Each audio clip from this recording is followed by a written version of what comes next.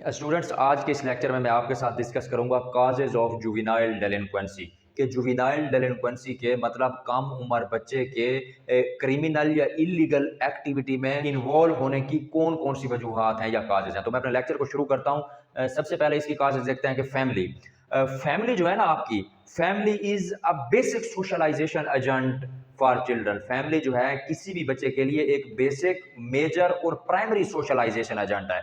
Children जो हैं वो अपने पेरेंट्स से लाइफ के बेसिक कंसेप्ट समझते हैं। वो ये समझते हैं कि हमारे लिए कौन सी चीज़ जो है वो गुड है या बैड है फ्रॉम देयर फैमिली। फैमिली जो है family can make or break the personality of children. कि फैमिली जो है अपने बच्चों की पर्सनैलिटी को मेक भी कर सकती है, उनको ब्रेक भी कर सकती है। तो आपकी फैमिली के अंदर जो मोस्ट इंपॉर्टेंट रोल प्ले किया जाता है बच्चों की अपब्रिंगिंग, उनकी ग्रोथ, उनकी पर्सनैलिटी को मोल्ड करने की रिस्पॉन्सिबिलिटी वो एक तो पेरेंट्स यानी माँ बाप पर होती है और दूसरे नंबर पे एल्डर सिबलिंग्स यानी आपके जो बड़े बहन भाई हैं, बच्चे के जो बड़े बहन भाई हैं उनके ऊपर ये रिस्पॉन्सिबिलिटी होती है। उसके बाद मैं इसी पॉइंट को थोड़ा सा आगे डिस्कस करता हूँ कि वो कौन सी ऐसी वजूहत हैं जिनमें फैमिली में जो फैमिली में होने की वजह से बच्चा जो है वो जुवेनाइल डेलिंक्वेंट बन सकता है। पहले नंबर पे है जी ब्रोकन फैमिलीज, दूसरे नंबर पे सिंगल पेरेंटिंग फैमिली, तीसरे नंबर पे सेपरेटेड फैमिली, चौथे नंबर पे है जी lack of trust and confidence among parents के पेरेंट्स का अपने बच्चों के ऊपर ट्रस्ट और कॉन्फिडेंस ही नहीं है। Broken family, single parent family जिसमें एक है एक नहीं है यानी माँ बाप में एक हो, ठीक है। सेपरेटेड फैमिली जिसमें आपके पेरेंट्स अलग अलग रहते हो। दूसरी उसके बाद है फ्रीक्वेंट फाइट्स बिटवीन पेरेंट्स के घर में मुसलसल आपके पेरेंट्स के दरमियान लड़ाई झगड़ा। चौथे नंबर पे क्रिमिनल एक्टिविटीज ऑफ पेरेंट्स कि अगर आपके पेरेंट्स जो है वो क्रिमिनल हैं, चोरी डकैती में मुलविस हैं और यही उनका कारोबार है। और या फिर दूसरी उसमें आपके पेरेंट्स में अगर साइकोलॉजिकल इश्यूज हैं तो ये भी एक कंट्रीब्यूटर है कि आपकी फैमिली में डिस्टर्बेंस पैदा होंगी। तो ये सारे जो हैं are some of the major causes behind juvenile delinquency के। ये सारी जो हैं ये इनमें से सारी या एक या दो या कम से कम एक वजूहत होने की वजह से आपकी फैमिली में एक या एक से ज्यादा चीजें होने की वजह से इंडिविजुअल जो है वो जुवेनाइल डेलिंक्वेंसी के तरफ राग़िब होता है। उसके बाद यह है कि elder siblings and parents have responsibility to mould the personality of young children. कि जैसे मैंने अभी आपको बताया कि आपके एल्डर सिबलिंग्स और यानी बड़े बहन भाई और आपके माँ बाप की रिस्पॉन्सिबिलिटी है कि वो बच्चों के पर्सनैलिटी को मोल्ड करें। व्हेन एल्डर सिबलिंग्स और parents do not show the moral behaviour और अगर आपके बड़े बहन भाई और पेरेंट्स एक यंग इंडिविजुअल के मोरल बिहेवियर शो नहीं करते बल्कि फ्रीक्वेंटली जो है वो क्रिमिनल एक्टिविटी के अंदर इंगेज रहते हैं तो चिल्ड्रन, बच्चे जो है ना, छोटे बच्चे वो अपने बड़ों के कामों से मोटिवेट होते हैं, वो उनको अच्छा समझकर खुद भी ऐसा बनने की कोशिश करते हैं। यानी वो काम जो बड़े करते हैं बच्चे उनको कॉपी करने की कोशिश करते हैं। तो ये चीज़ भी जुवेनाइल डेलिंक्वेंसी का बायस बन सकती है। दूसरे नंबर पे पॉइंट है इकोनॉमिक प्रॉब्लम्स इन फैमिली के economic problems in family is often a major cause of juvenile delinquency. कि इकोनॉमिक प्रॉब्लम जो है ये तो आप इसको समझ लें, ये एक मेन काज है, ठीक है। फैमिली से भी बड़ी काज हो आप इसको कह सकते हैं। Youth belonging to poor economy, ठीक है, ऐसे यंग इंडिविजुअल जो कि उन घरानों से बिलोंग करते हैं जिनकी इकोनॉमी पुअर है, then as they have poor family status, that's why they can easily indulge in criminal or crime activity to improve their social status or improve their reputation, ठीक है। या फिर टू अर्न द मनी के individual जो है गरीब अपने social status को या जल्दी ज्यादा पैसा कमाने की खातिर कोई इलीगल रास्ता जो है उसको भी एडॉप्ट कर लेते हैं। तो इकोनॉमिक इशू जो है फैमिली में या कोई भी इकोनॉमिक इशू कहीं पे, तो ये भी एक मेजर काज है for the indulgement of young individuals in committing of crime. इसके बाद तीसरे नंबर पे जो मेजर काज है जुवेनाइल डेलिंक्वेंसी की वो है psychological problem. Psychological problems in family are some major causes of juvenile delinquency. कि फैमिली के अंदर अगर साइकोलॉजिकल प्रॉब्लम्स हैं ये भी जुवेनाइल डेलिंक्वेंसी की एक मेजर काज है।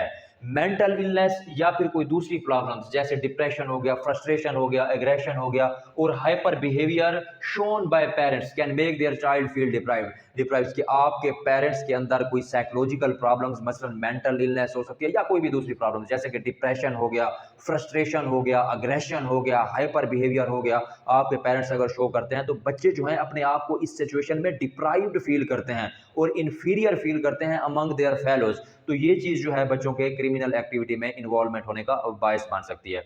तो चौथे नंबर पे जो काज है वो है सोशल प्रॉब्लम्स।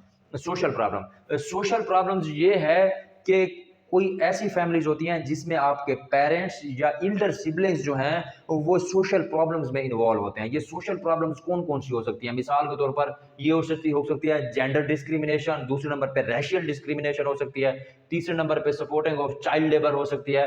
तो इस सिचुएशन में चाइल्ड और यूथ जो है वो लर्न करते हैं व्हाट दे हैव सीन या what they are seeing in their family, कि इन सारी सिचुएशन में जो अगर आपके पेरेंट्स सोशल प्रॉब्लम्स जो हैं हमारी उनके अंदर इन्वॉल्व हैं, तो बच्चे जो हैं यंग इंडिविजुअल वो भी उसको कॉपी करते हैं, उनको अच्छा समझते हैं, उनसे मोटिवेट होकर अपने बड़ों से वही चीज़ें करना शुरू कर देते हैं। In many rich families people do not feel shame, कि रिच फैमिलीज जो हैं इनमें लोग जो हैं वो शेम फील नहीं करते कि अपने घर एक 10 या 8 या 12 15 साल के बच्चे को काम पर रखते हैं। और उसके साथ साथ जो यंग इंडिविजुअल होते हैं उनको भी नहीं अंदाजा होता कि वो जो काम कर रहे हैं इतनी छोटी उम्र में कानून उनको करने की इजाजत देता है या नहीं देता, यानी child labour is not allowed. ठीक है, तो इसका पता ना होने की वजह से या फिर रिच लोगों के शेम फील ना करने की वजह से उनको काम करवाते हैं, या फिर घरों में पेरेंट्स और एल्डर सिबलिंग्स अगर सोशल प्रॉब्लम्स जो हैं उनमें इन्वॉल्व हैं, तो ये सारी चीज़ें बायस बन सकती हैं causes of juvenile delinquency. Other causes जो हैं उसमें है death of parents during armed conflict, कि जैसा कि मैं आपको बताऊं कि केपीके या बलूचिस्तान जो पाकिस्तान के इलाके हैं इसमें अगर किसी इंडिविजुअल के पेरेंट्स जो हैं वो जंग के दौरान हलाक हो जाते हैं फौज के साथ लड़ते हुए या कोई भी ऐसे, तो उस सूरत में ना बच्चे जो हैं छोटे बच्चे एबनॉर्मल हो जाते हैं, जो टेंशन या स्ट्रेस होती है उसको बेयर कुछ लोग नहीं कर पाते, चूंकि वो समझते हैं कि हमारे पेरेंट्स जो हैं उनको इलीगली उनकी डेथ हुई है या मर्डर हुआ है, तो लिहाजा वो स्टेट के अगेंस्ट जाते हैं। ठीक है, अगेंस्ट जाते हैं तो इलीगल एक्टिविटी में इन्वॉल्व होते हैं, गवर्नमेंट इंस्टीट्यूशन को टारगेट करते हैं, हिट करते हैं, बम ब्लास्ट या इस तरह की एक्टिविटी में अपने आप को इन्वॉल्व कर लेते हैं। कुछ केसेस की मैं बात कर रहा हूँ। दूसरे नंबर पे जो है इलेक्ट्रॉनिक मीडिया। इलेक्ट्रॉनिक मीडिया जो है ना ये भी लोगों को मोटिवेट करता है एक हद तक, क्योंकि इलेक्ट्रॉनिक मीडिया के अंदर इस तरह के यंग इंडिविजुअल जो हैं उनकी क्रिमिनल एक्टिविटी को जब दिखाया जाएगा, जिस तरह कुछ केसेस में हमारे इलेक्ट्रॉनिक मीडिया के दिखाते हैं, जैसे कि मेन टीवी चैनल्स और उसके साथ साथ सोशल मीडिया, तो इससे यंग इंडिविजुअल जो हैं वो मोटिवेट होते हैं। तीसरे नंबर पे है जी मेन इन इश्यूज में इलिटरेसी।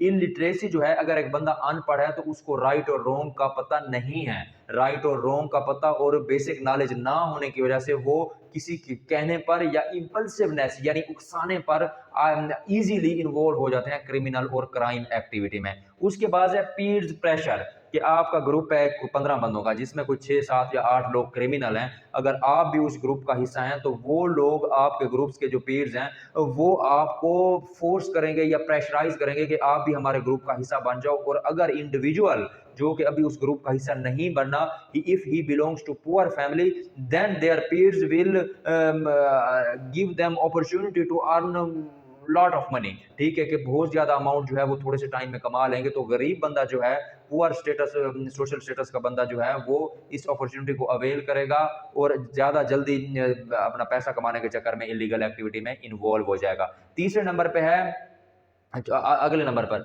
डिसऑर्डर बिटवीन सिबलिंग्स, कि अगर घर में बहन भाइयों के दरमियान डिसऑर्डर है, उनके दरमियान लड़ाई झगड़ा रहता है, तो इस सूरत में भी चांसेस हैं कि कोई इंडिविजुअल क्रिमिनल एक्टिविटी में इन्वॉल्व हो जाए।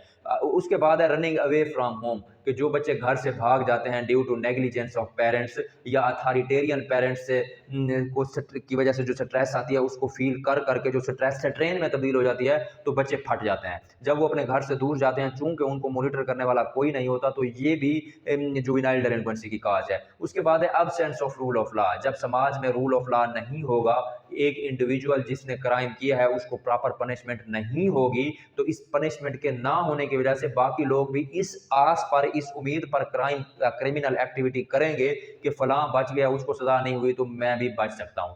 इसके बाद जो उसके बाद वाली अगली काजेज हैं इनजस्टिस, कि समाज में जब इनजस्टिस होता है, यानी मिसाल के तौर पर अगर कोई इंडिविजुअल है उसके पेरेंट्स को किसी ने लड़ाई झगड़े में कत्ल कर दिया, वो जाएंगे कोर्ट में अपना केस करेंगे, थाने में केस करेंगे, पुलिस स्टेशन में, अगर जब देखेंगे कि दूसरी पार्टी तगड़ी है और उनको वहां पर इंसाफ नहीं मिल रहा और वो पैसा भी लगाएंगे, सिफारिश भी करवाएंगे अगर उनके पास हुई, तो अगर फिर भी उनको इंसाफ नहीं मिल रहा तो वो फिर ना डेस्परेट हो जाते हैं, यानी कि वो एक फट जाते हैं, उनकी जो बेयरनेस की लिमिट है, बर्दाश्त करने की सलाहियत जैसे ही वो खत्म होती है, तो इनजस्टिस की वजह से तो वो भी क्रिमिनल एक्टिविटी में इन्वॉल्व रहता है। वो कहते हैं देखा जाएगा, अगर हमारे पेरेंट्स नहीं बचे तो हम भी फलां को नहीं बचाएंगे। ठीक है, अनएम्प्लॉयमेंट, बेरोजगारी की वजह से भी इंसान जो है इलीगल और क्रिमिनल एक्टिविटी में जल्दी इन्वॉल्व हो जाता है। पॉवर्टी, गुर्बत का भी यही फैक्टर है। Lack of attention by elders, कि अगर आपके घर में बड़े जो हैं वो आप पर अटेंशन नहीं करते, आपकी बेसिक नीड्स या आपकी जो भी सेटिस्फेक्शन है उसको फुलफिल नहीं करते या उसकी कोशिश भी नहीं करते, तो ये भी जुवेनाइल डेलिंक्वेंसी की कॉजेज है। अब्यूसिव कंडीशन एट होम, कि आपके पेरेंट्स या एल्डर सिबलिंग्स जो हैं वो हर चीज़ में अगर आपको ना करेंगे, तो वो भी एक कंडीशन है कि इंडिविजुअल, अगर एक छोटा बच्चा है, आप वो उसको, आपको जो भी फरमाइश करो आप उसको ना करो, तो ये भी एक कॉज है कि आपके बच्चे जो हैं वो जुवेनाइल डेलिंक्वेंट्स बन जाएंगे। और उसके बाद लास्ट में गैम्बलिंग है। तो ये था मेरा आज का लेक्चर, जिसमें मैंने आपको जुवेनाइल डेलिंक्वेंसी की कॉजेज बताई हैं। मिलते हैं अगले लेक्चर में, तब तक के लिए मैं आपसे इजाजत चाहूंगा। अल्लाह हाफिज़। Thank you.